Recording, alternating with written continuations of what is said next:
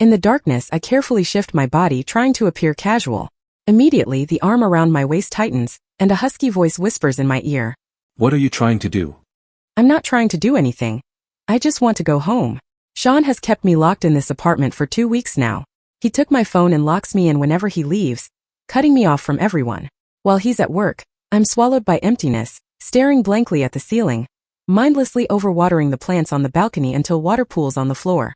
I just watch numbly with no energy to clean up. Little Boo the cat meows pitifully and stares at me with sad eyes. She's very old now and spends most days napping on the couch. She was originally a stray that hung around my place for ages. I secretly brought her home once and got beaten by my mom for it. She hated all animals. Honestly, Sean surprised me by adopting her, keeping her in the basement, giving her a safe place to stay. Now this cat snuggles against me, her soft fur brushing my arm, warming my heart a little. At 8 p.m. the door opens. Sean walks in, bringing the chill of outside with him. After changing clothes and warming his hands, he pulls me into his arms. I'm back, did you miss me? His voice is beautiful, clear and crisp, but his embrace feels unnaturally cold. My body trembles involuntarily, yet I don't pull away, letting him pull me closer.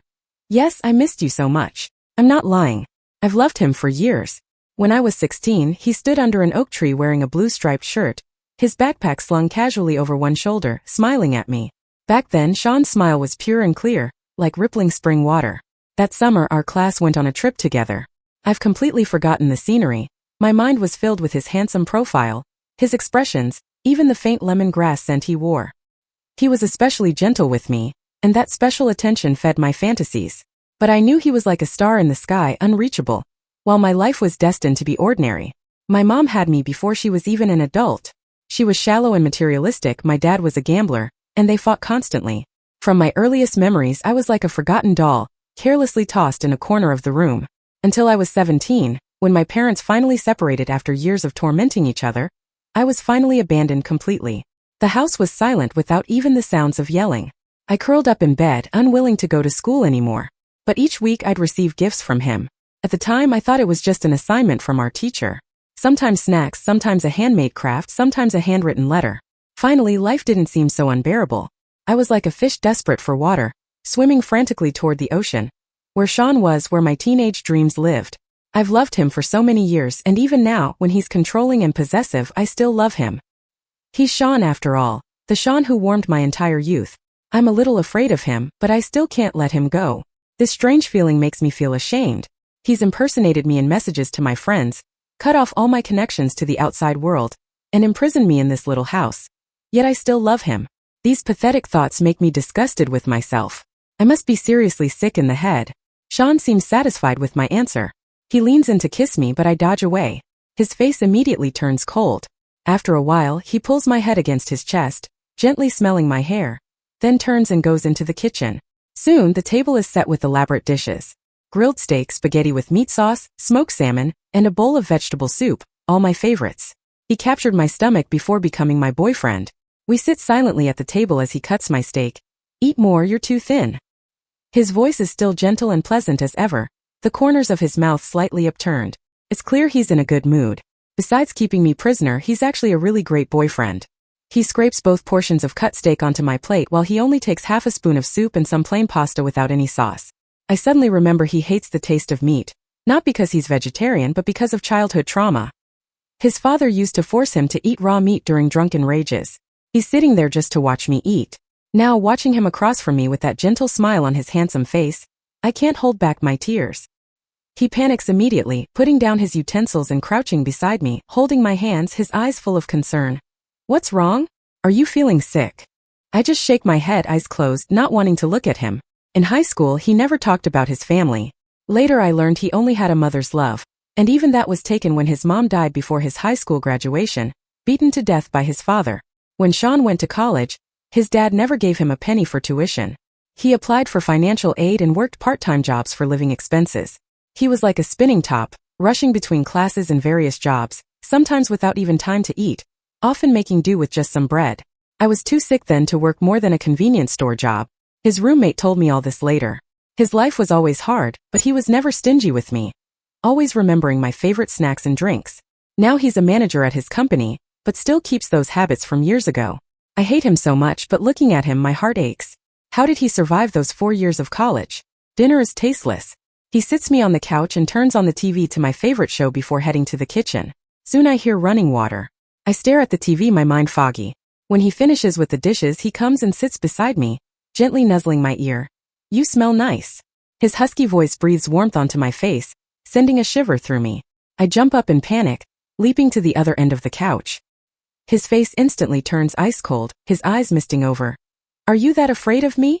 Half a month ago, if he'd asked me this, I would have teased. Yes, terrified. You're so intimidating, how could I not be scared? But now I stare at his face, not knowing how to answer. My body starts trembling again. Give me back my phone. I want to go home. His face grows colder as he forcefully pulls me into his arms. Are you trying to abandon me? Disgust suddenly rises in me and I push him away. I've already explained. That guy was just someone who lives nearby. I don't even know his name. I never liked Sean carrying too much burden for me. Once my health improved, I found a job as a swimming instructor, which I still have. Until one of my students inexplicably confessed to me, a scene Sean happened to witness. Though I rejected the guy, Sean was furious. 2 weeks ago, I went to a friend's birthday party, and somehow that same guy was there. During a photo, he sneakily stood behind me, which became Sean's evidence of my cheating. I couldn't explain myself. Sean never gave me the chance. He just locked me in this house. You're lying. You're afraid of me. Do you not love me anymore? Why do you always want to leave? Isn't being with me good enough? His voice was dark, his eyes bloodshot like he wanted to devour me. I instinctively tried to escape, but he pushed me down onto the couch. Then he buried his head in my chest, hot tears soaking through my shirt. Like a gentle dog, but I know he has sharp fangs. At night, as usual, he pulls out a mat and sleeps beside my bed. For the past 2 weeks, because I refused to share the bed, he's been sleeping on the hard, cold floor without complaint. Once when I got up at night, I accidentally stepped on his chest. He grunted in pain and didn't move for a long time. I knelt beside him terrified, not knowing what to do. He was breathing heavily, and after a long while pulled me into his arms with a slight smile. Kiss me once. Kiss me and it won't hurt anymore. Now the soft yellow light falls on his face, softening his usually cold features. He's so handsome with a great body too. Since graduation he's kept up with working out. At 6 feet 1 inch with those muscles, who wouldn't feel something? We stare at each other in silence for a long while. The floor is too cold. Why don't you come up to the bed? His smile spreads like ripples, his eyes filled with countless stars. He quickly climbs into bed, holds me in his arms and gently bites my ear. Good night. His voice was soft, like a feather landing on my heart. I shuddered and he clearly felt my fear. He held me silently for a moment, planted a quick kiss on my cheek, then rolled out of bed and lay back on the floor. Never mind. I'm afraid I wouldn't be able to control myself. I turned away, face burning, not daring to look at him. Before all this, I would have been willing, but now I wasn't sure where we were heading. After a long while, he reached up and turned off the bedside lamp. The bedroom fell into darkness except for a patch of moonlight through the window. His eyes gleamed in the dark. That night felt endless. I stared at the moonlight, trying to understand how the boy I'd fallen for as a teenager had become this person. But it wasn't sudden, was it? Looking back, there were signs I'd deliberately ignored. He'd always been jealous about my contact with other guys except my dad. Not that we saw each other often anyway, except when he wanted money. Every other man was Sean's imaginary rival. He insisted on checking my phone contacts and texts regularly. I had to report my whereabouts whenever I went out. My friends joked I was husband-controlled. Though it made me uncomfortable, I found it somewhat sweet. Back then he was just paranoid without taking extreme actions. But now he's cut off all my social connections, keeping me confined in this tiny space, constantly declaring his love. But this isn't love between equals. It's more like keeping a pet. Half asleep, I felt Sean climb back into bed. He sniffed my neck and wrapped his arms around me. His fresh scent filled my nostrils as his warm breath tickled my neck. His mind was apparently clear of any thoughts, and soon he was sound asleep. But I was wide awake. Turning my head, I noticed my phone on the nightstand, the first time he'd left it there. I couldn't tell if it was accidental or a test, but I didn't care. After working up my courage in the darkness, I casually rolled over. My phone lay right there on the nightstand, but just out of reach. Taking a deep breath, I stretched forward, finally grabbing the phone. Instantly, the arm around my waist tightened, and that husky voice whispered in my ear. What are you trying to do? I shot up into a sitting position, hiding the phone behind my back, glaring at him like an angry cat. I'm not trying to do anything. I want to go home. I need to go home. I clutched the phone tightly as my emotions finally shattered. Sean sat up too, forcefully pulling me into his arms. Do you want to leave me that badly? Your home is gone. Only I can take care of you. I can give you everything I have. I'm not trying to leave you, I'm not. I sobbed in protest, but he clearly wasn't listening, focused only on keeping me trapped in his embrace. His grip was crushing my wrist. Sean, you're hurting me. Let go. He acted like he hadn't heard me. Suddenly he pushed me down onto the bed and climbed on top of me. His warm lips invaded mine like an attack, biting my lip vengefully and conquering without any tenderness. You're mine. My mouth filled with the metallic taste of blood, followed by the sound of tearing fabric. My heart felt shattered. In my struggle, I grabbed a pair of scissors from the nightstand without thinking and pressed them against his neck. Sean finally stopped, then rolled off the bed onto the floor. I heard a thud in the darkness. He must have hit the nightstand. I'm sorry. Don't be scared. Sean, let me out. I want to go home. I screamed, the hand holding the scissors trembling uncontrollably. Are you trying to kill me? He approached me step by step, his eyes filled with sadness. Don't come any closer. Stay away. He completely ignored my cries, backing me into a corner. Then he grabbed my hand holding the scissors and pressed the blades against his own carotid artery. Just open the scissors and make one little cut. You could end my life that easily. He smiled. Is that what you want? For me to die? No, Sean, I don't. Please stop this. I'm scared, I'm really scared. His insanity terrified me. I yanked the scissors away.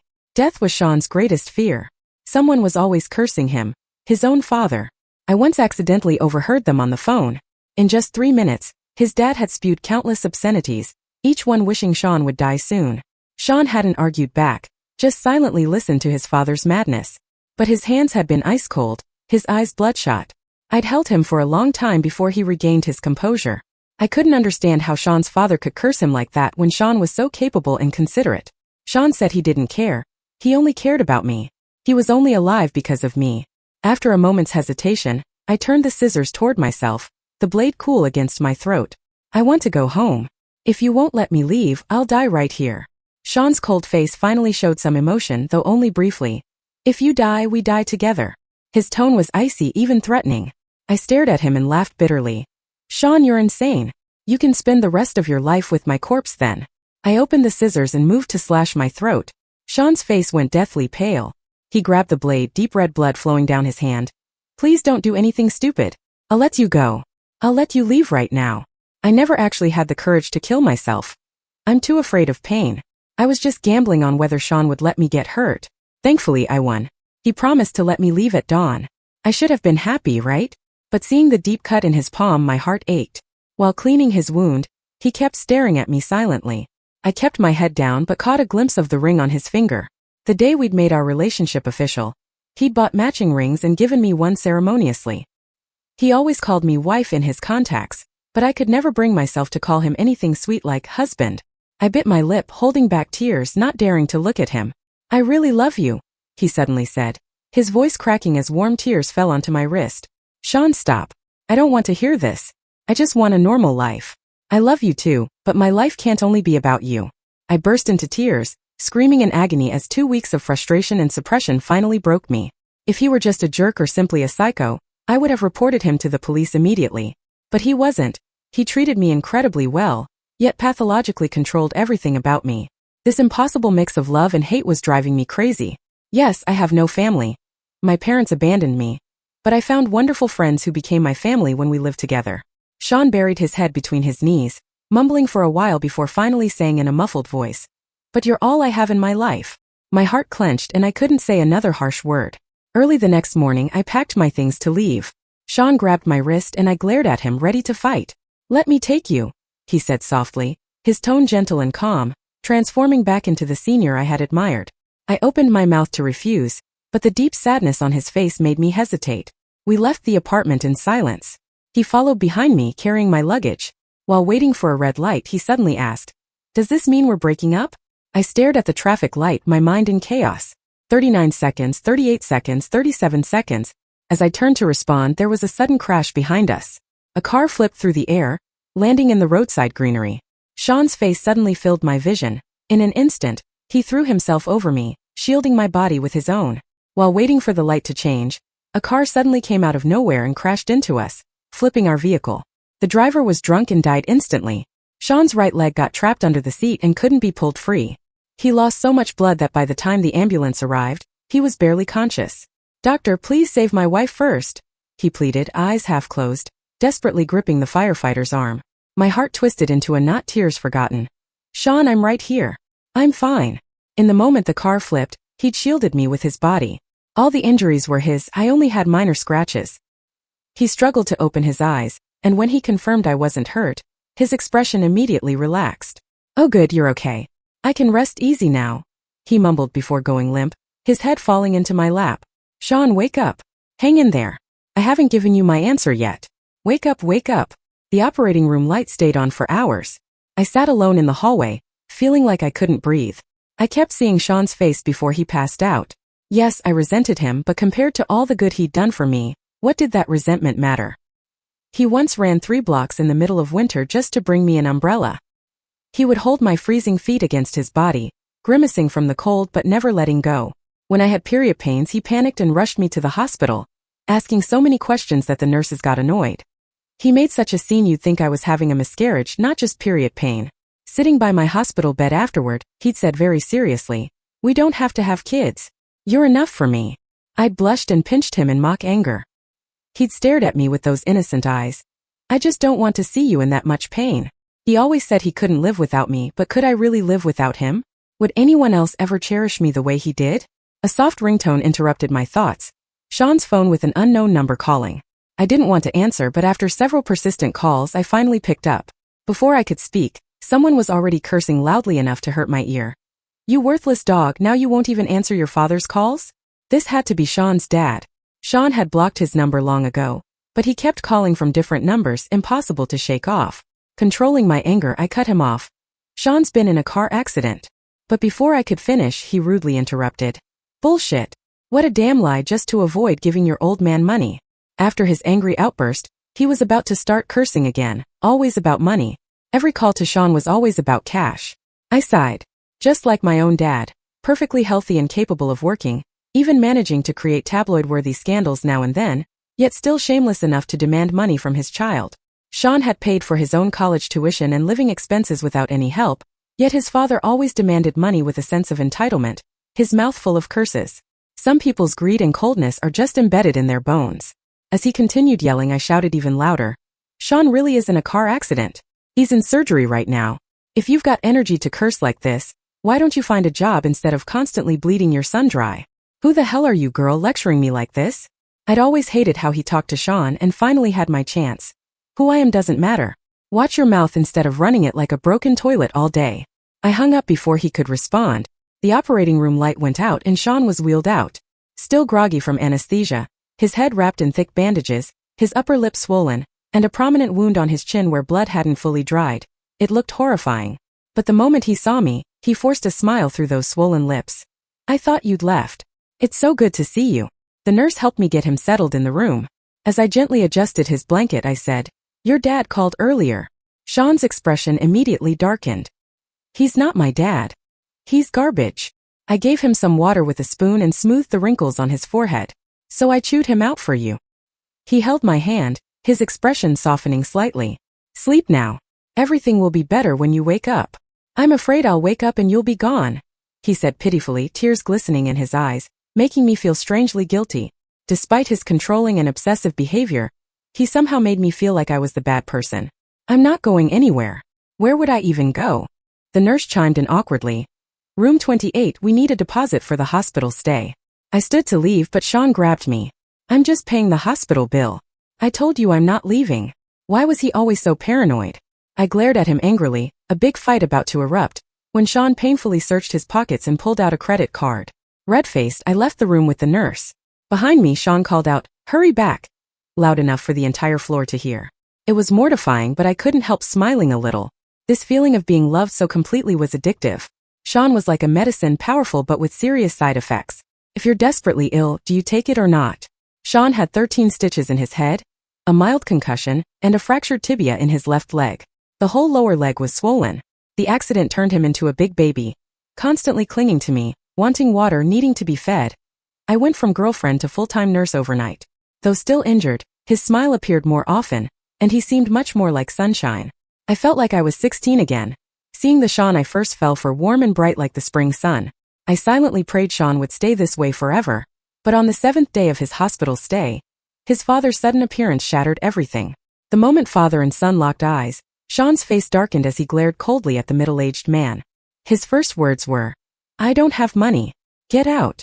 As soon as the words left his mouth, his father threw a plastic bag straight at Sean. "Is that any way to talk to your father, you ungrateful brat?" The bag split open and round peaches rolled across the floor. The irony, Sean was allergic to peach fuzz.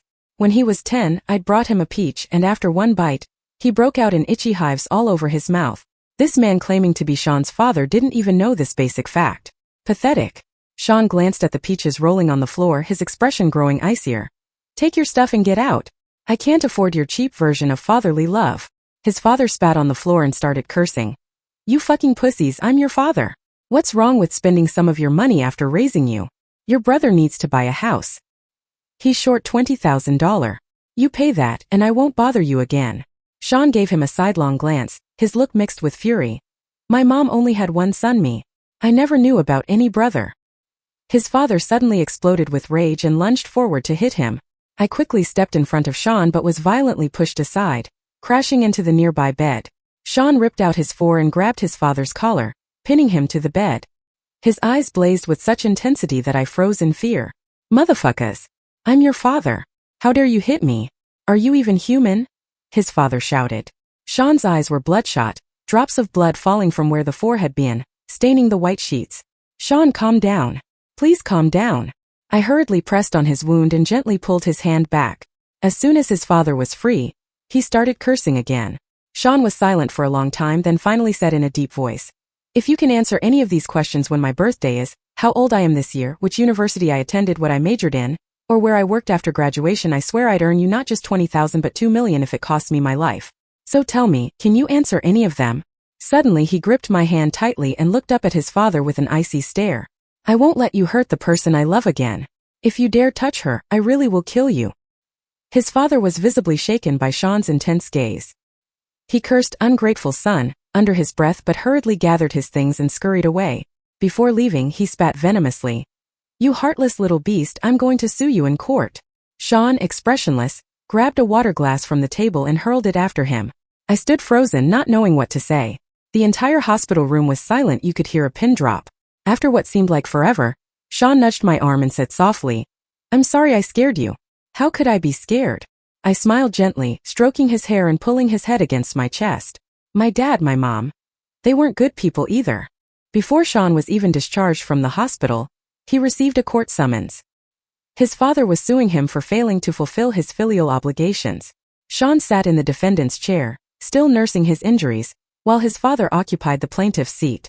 His dad alternated between heartbroken anguish and furious indignation, condemning Sean's apparent lack of filial piety word by tearful word. He really did look like a poor father devastated by an ungrateful son. If I hadn't seen that agreement beforehand, I might have believed him. $300,000, that was the price of freedom in the agreement Sean had signed with his father, stipulating they would cut ties completely and never see each other again. Sean was only 20 when he used his grandmother's inheritance to buy his freedom. His mother had died from domestic violence, and his grandmother, who had regretted not encouraging her daughter to divorce, felt guilty toward Sean. Sean buried his face in my neck, and I felt his hot tears. For the first time he sobbed uncontrollably like fragile glass about to shatter. "I almost killed him once, I really almost did. My mom was kind and loved me so much, but that monster killed her.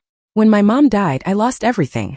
I remembered my own parents fighting, smashing dishes, pushing me to the floor. The scar on my leg from the broken coffee table is still there." I froze momentarily, feeling phantom pain and panic, but quickly wrapped my arms tightly around him, reassuring him over and over. "You have me. I'll always protect you, always be with you." Although the court didn't fully validate the agreement, they acknowledged that Sean had indeed paid substantial support in the past. Considering all factors, they ruled that Sean must continue paying $200 monthly in support. That burly man cursed loudly in the courtroom, drawing stares from everyone, while Sean clenched his fists tightly. Afterward, I held his hand firmly as we left the courthouse together, returning to the little house that belonged to both of us. This time he didn't restrict my freedom. He stood on the balcony holding our pet, gazing distantly with melancholy eyes. I gently hugged him from behind, making him turn to face me. His expression was cold and aloof, looking all tough and distant. I stood on tiptoes and kissed him suddenly. His eyes widened in surprise. I hadn't expected to be so forward myself. But when our lips met, it felt like stars exploded in my mind. He pulled me possessively into his arms, whispering, "I gave you a chance to leave. Now you're never getting away for the rest of your life." That night I threw Sean's bedding into the garbage bin downstairs. He fidgeted awkwardly by the doorway. Maybe I should sleep on the couch tonight?" I shot him a fierce glare. "Are you trying to insult me?" He instantly moved closer, wrapping his arms around me. "I just didn't want you to regret it." My face flushed as I playfully smacked his forehead. "What are you thinking? I just don't want people thinking I'm mistreating you while you're recovering." Sean pressed my hand against his chest, his face beaming with happiness. I'm certain I love Sean deeply. I love how good he is to me.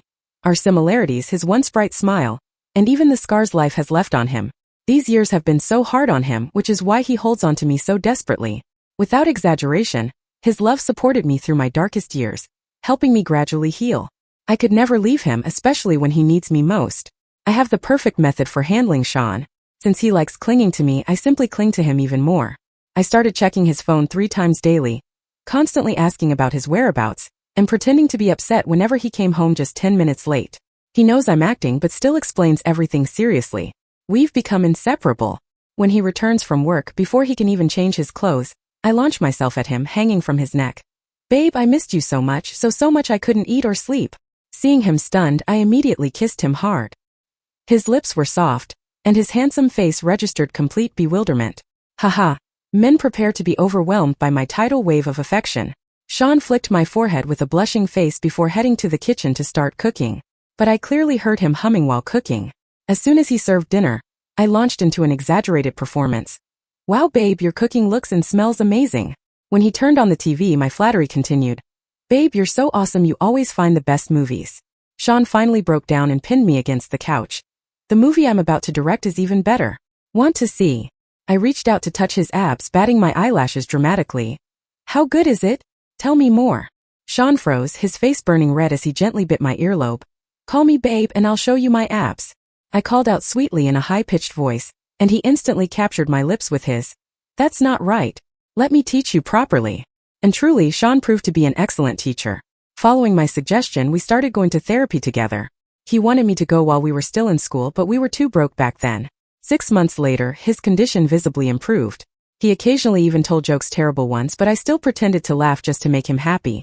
He's so easy to please. Whenever I shower him with attention, he lights up like a child. He's poured 20+ years of stored-up love all onto me, which is honestly overwhelming. Someone as amazing as him fixated on ordinary me, I sometimes feel sad for him. One day after dinner and watching 2 shows, we got a bit bored. Sean smiled mischievously and whispered in my ear, "If you're really bored, we could do something that only 2 people can do together." My face flushed as I pushed him away shyly. He took my hand, and we spent the entire afternoon playing checkers, chess, and other board games. I swear my face turned the color of a cooked liver. Damn it, I promised myself I'd never play board games again. When my disappointment and frustration became impossible to hide, the story finally moved to the main event, after which I found myself begging him to go back to playing board games.